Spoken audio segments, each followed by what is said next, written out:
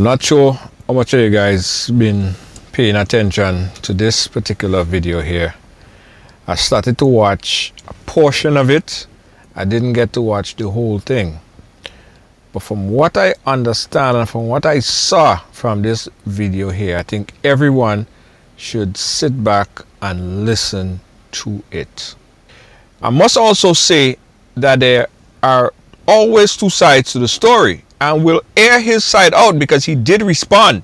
But I just wanted this video, her side, her recollection, her emotion of her telling this story of how she was raped by this individual.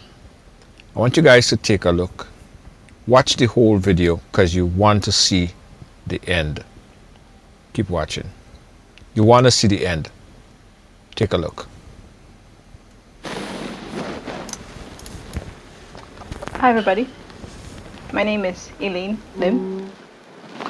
I am from Singapore, we're somewhere in Asia. I'm Chinese. I am a beatboxer. I am a arts educator. I'm a content creator. And I am a survivor. This is my account of what happened on the 12th and 13th of November in 2019 in Melbourne, Australia, roughly 6 days after my 27th birthday. Before I start,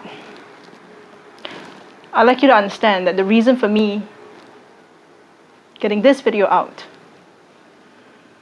is because of the following reasons. 1, I want the truth to be known, and I want whatever that was done to me to be known. By who and what was done. I also want to tell the other survivors out there who may be watching this video that it's okay to hold your pup accountable.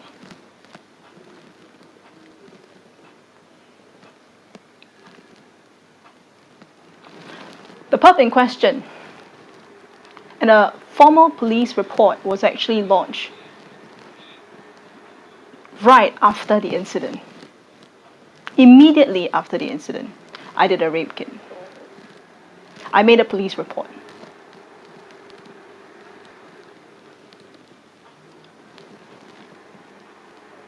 If it happened in Singapore, I'm sure he wouldn't have been able to walk away after he initially got called into the police station.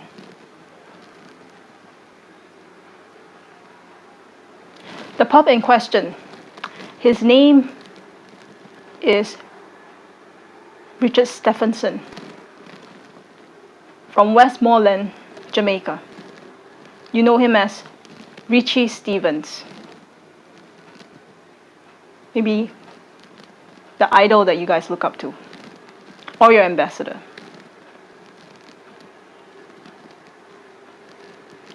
It's a shame that one of your ambassadors that was supposed to spread Jamaican culture during the tour that I was on has committed such a heinous act and have shown no regret. I'm saying this story not just for myself, but the many, many survivors who've had to either stay silent about what happened to them, who never reported, or who still lives with their pup, or walk around. This is a man that preaches religion. Seems like a decent man. A man that both me and the artist on tour that I was on tour with trusted.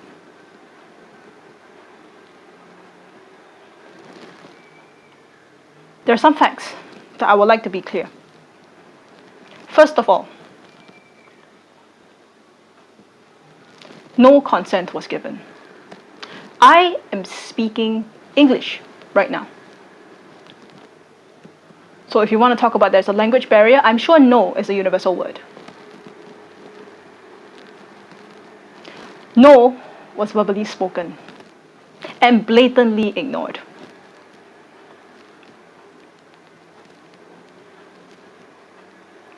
I did not go into a hotel with him, for those people who have heard several versions of the story. We were staying together in an Airbnb with different rooms. We had a common living space, but that was it. There are no relationships between me. In fact, I called him uncle because the first time he came into Singapore, he tried to stick his tongue down my throat. And I came from a very sheltered place. In Singapore, we don't have a lot of crime of the extent that other people or other countries might face. So I lived a very sheltered life. Initially, when he did that to me, all I did was I just closed my mouth, didn't allow it, but at the same time, as Asians, we're taught to respect our guests. The only thing I asked my friend at that point of time was, is this a Jamaican culture? Is this a Jamaican way of greeting? And that's when she said, no. This is the behavior that he is doing when he's flying the flag of Jamaican up high.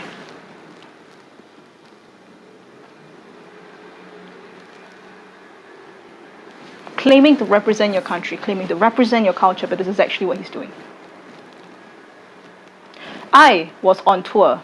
It's called the Jamaican Flavor Tour with my friend, who I was doing a behind the scenes for and managing several aspects of the tour.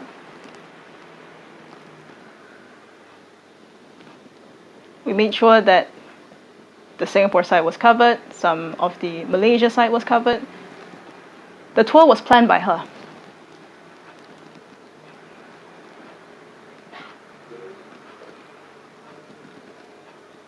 So, whatever rumor there was that said that we were Chinese girls who only wanted money, look me in the eye now and tell me that I'm lying. Tell me that we needed money. In fact, ask any survivor, do you think the money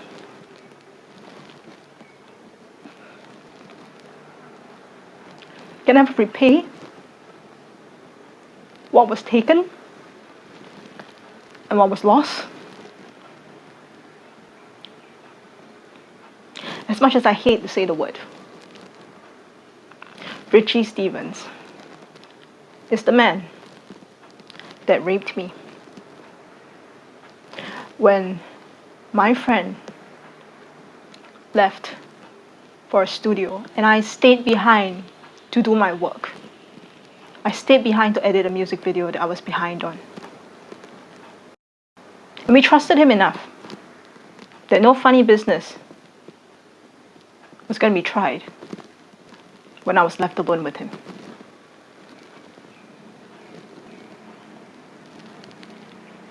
This is not the truth. He did take advantage of the fact that I was alone with him.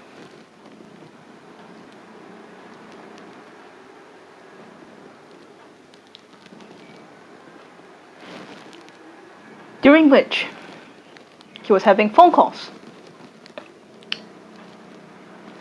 And he was talking about his mother. How she had a surgery. And he was worried for her. He got so visibly upset. He asked for a hug. I was like, okay, hug, fine. I agreed to a hug. But what I didn't agree after that was how he ignored my pleas to stop. When he went further, when he tried to lie on my tummy, when he tried to hold me down, when every single time I said, no, I'm not comfortable, stop, he said, just relax.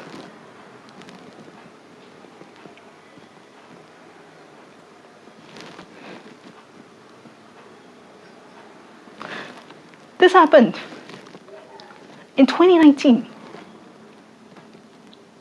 Yet we're at 2021.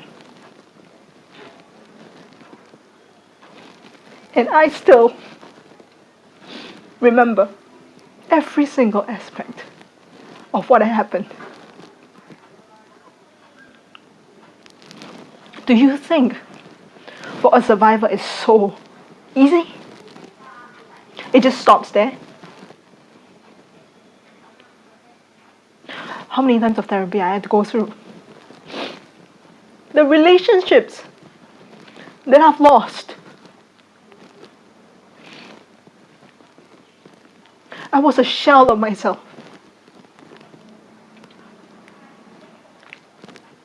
When I went to the counselor in Melbourne, her voice sounded so far away. I was disassociated.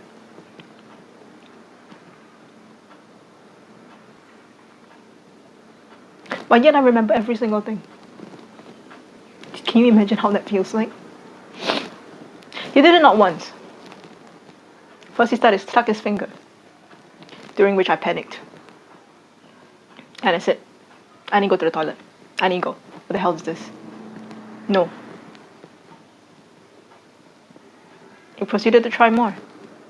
And then he penetrated me.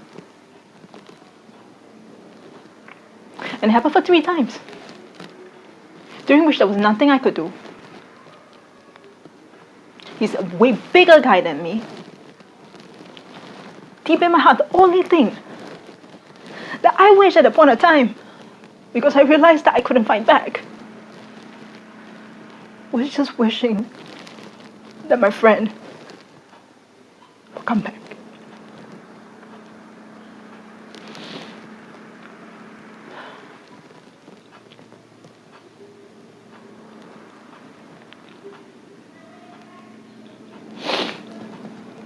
After I reported to the police, we left the apartment. I thought that this nightmare was just stopped there. It didn't. Because the next thing he went to the media of Jamaica and said that the allegations were not true. But let me remind you this. If you go onto my Facebook, the only thing that I said was that I was sexually assaulted. I didn't name him. My friend said that she was going to pull herself off the tour because of the sexual assault. She also didn't name him.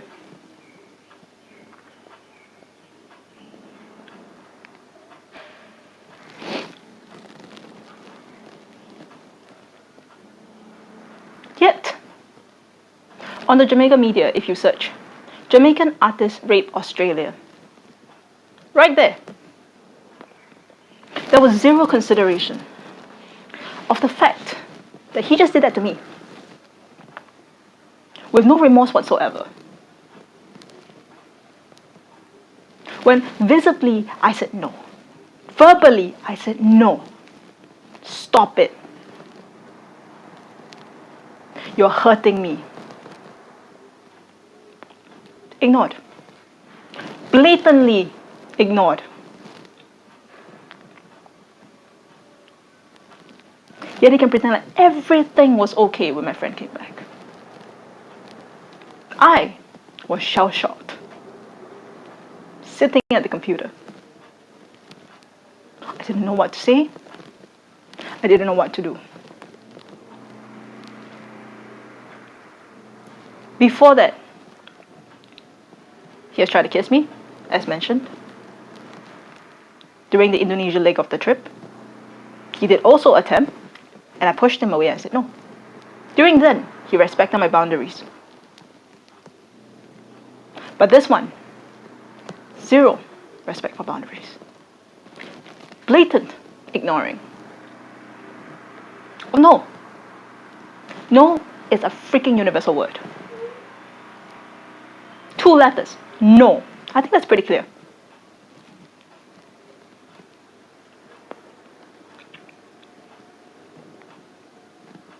So yeah. You did that to me. It has changed entirely my life because I lost not just a part of myself, I lost myself. I didn't know who I was anymore. You don't feel like there's an identity of anymore? You're caught in a constant trauma. You're caught in a constant reminder. Yet, here you are, saving your skin on the media, saying that the allegations are not true. What allegations? We didn't call you. You called yourself out.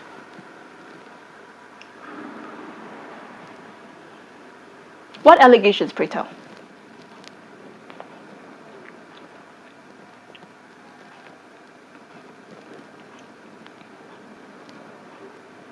If you have heart, then you should be upfront, admit your mistake, and tell people what you've done. Not hide behind like a coward. Not run to the media immediately and spread false news. Journalists, isn't it your duty to actually fact check before you report? All the things I've spoken here are facts. They were in the police report. They were publicly shared. If you want to look for it, it's there.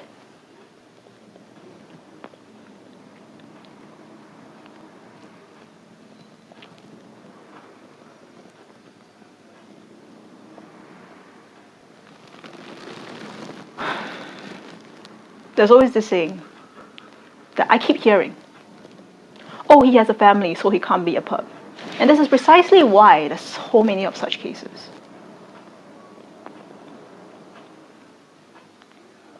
Isn't it scary? The thought that the person next to you might be a perp, a hidden perp, and you don't know it?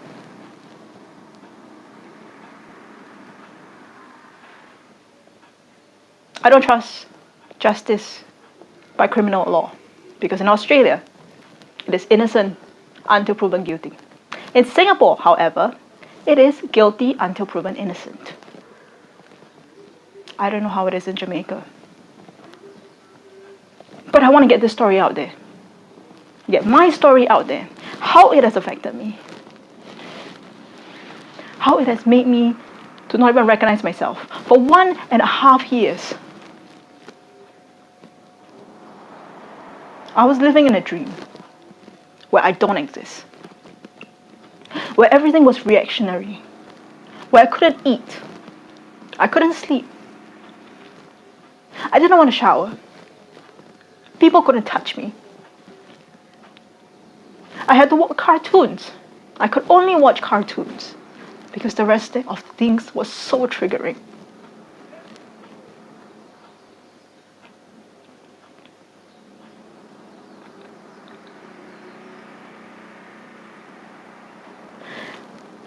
And let me tell you this, so many times, I've thought about killing myself because I didn't know how it was going to work. I prayed for justice. I was a believer in justice. I believed in the police.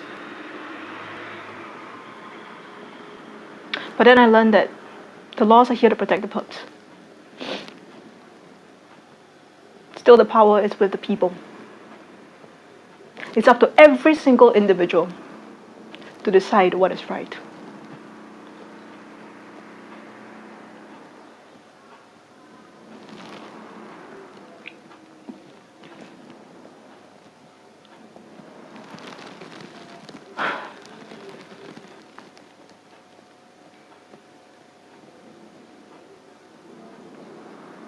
I don't know whether there are any other people who might be victims.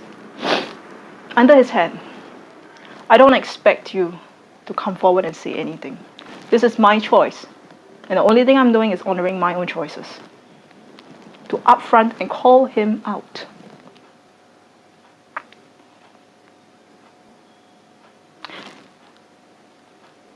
If you want to hear snippets of what exactly happened, you can find it in verse 2 of Not All That Glitters Is Gold. That was penned and written by my friend. That is now an anthem for survivors.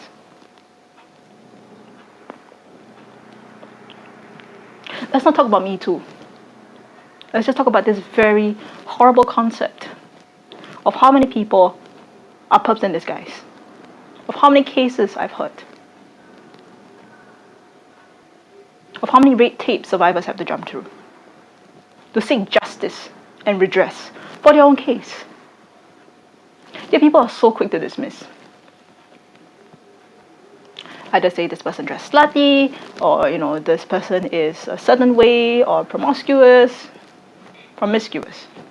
Sorry. Well, I'm none of that.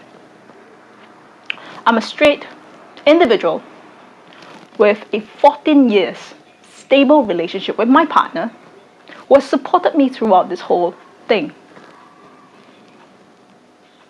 That this person, Ritchie Stephens, has blatantly ignored. This effect of what he has done does not just stop at me. You've created a wave of impact. You've hurt me, but then you've hurt my mother, who blames herself for letting me even go to Australia. You've hurt my partner,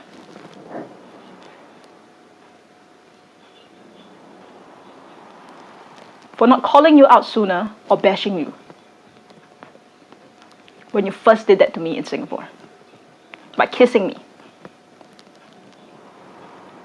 You've hurt my friend who treated you like a mentor, who wanted to really grow reggae, the scene in Asia, to represent Jamaica proper because she loves Jamaica. The many, many things that you've put on the line, that you've affected the lives of so many of my loved ones. It is also one of the reasons why I'm coming out to say this right now. A simple assault does not only affect the survivor. It never does.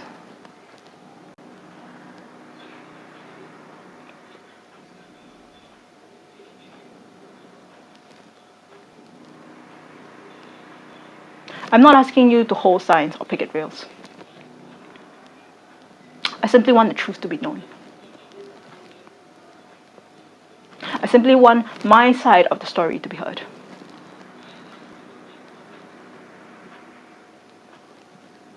And to come forward and tell you that all the things that he has accused or alleged that we actually did. We're Chinese girls wanting money. We were this, we were that. Not true. My friend organized the tour. She herself is her own established artist. No need clout. No clout needed. I have a life. I'm not some roadie on the road.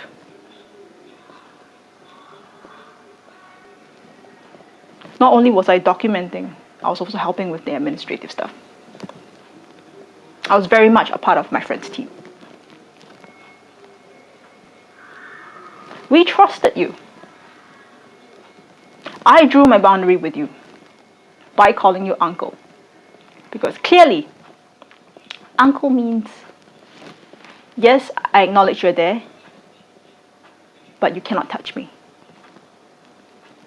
I do not love you.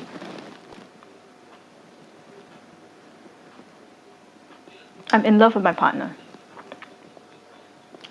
And we've actually kept in contact the whole time throughout the tour. All the way until the incident happened, and that's when I disappeared and he knew something was up. You have a family. Yet, without a blink of an eye, you can still do that to me. You have a daughter. So who says just because you're a family man means you're a saint?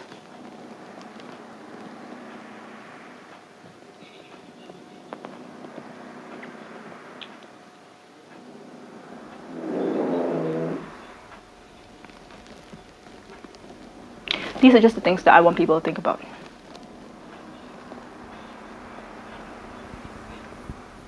Wow. Again, these are all facts. Then you can look up.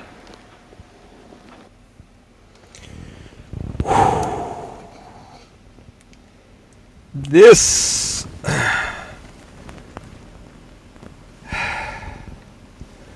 By the way, let me say that Ritchie Stephens put out his side of the story, which he denies the allegation, right? And I'm gonna also publish that video so you guys could take a look. But this, listen, I sat here and I looked at this thing with you guys, with everybody. I sat here and I watched it. I looked at it. And with Ritchie Stephens' claim that she's doing this for her boss and she's doing this to make it big, you know, to make a name for herself. Boy, I find that one hard to believe. Personally. That was filled with emotion. I don't think any woman, well, I don't know of any woman that could act so well, if that is the claim that Ritchie Stephens is making. Now, I'm not accusing the brother.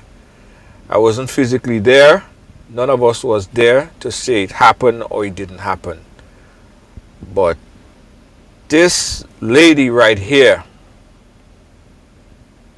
something about her story, how she was able to recollect all the story. Nobody do this kind of things for a boss. Nobody wants to boss in them kind of way. So it's hard pressing evidence. It's hard. And you will hear Ritchie Stephens' side. And again, Ritchie Stephens deny all the allegations. So I cannot say again that it happened this way or that way. But I've listened to countless number of stories as it relates to rape, molestation, sexual abuse, sexual assault, and this one have a eerie sound in it as well, Jed. This lady was able to articulate things, and not just things, she was able to articulate the emotion. If this woman is lying, as Ritchie Stephens is claiming, this woman deserves a Grammy, an Emmy, Academy Award, all kind of award she deserves. Because I don't know. But I want to know what you guys think after looking at this video. None of us was there. We only could look at what he say and what she say and what the facts are in this case. And she mentioned a song that she said that the second verse of that song is penned by her, a friend, sung by her friend. The song is a song by Massa One featuring Jay Wise. It's an acoustic style performance. I'll play a little clip of that for you guys. And I'm also going to play Ritchie Stephens in another video. I'll tag at the bottom here. I want you guys to click on it and look at it, so you could also listen to Ritchie Stephens talking about this and how he refute this claim, say that it didn't happen the way that how she articulated it. We're giving everybody an opportunity to tell their side of the story. But this one is a tough one. Listen to me, who we really trust in life. Wolf in sheep's clothing might be creeping at your side. I begin to learn, not everybody living right. Even when you say you keep it positive, you lie. Talent don't mean you have a principle. Go to church and spiritual, calling God by crawling in the dirt to pay for miracles. Wave your country's flag and paint it cultural. Out of many, bad mind cannot represent good people. Evil that lurks, hands move under the skirts. Sing a woman's worth and violate her to the worst. Melbourne town to Perth, Sydney high alert. Run the vampire out of town, no concert.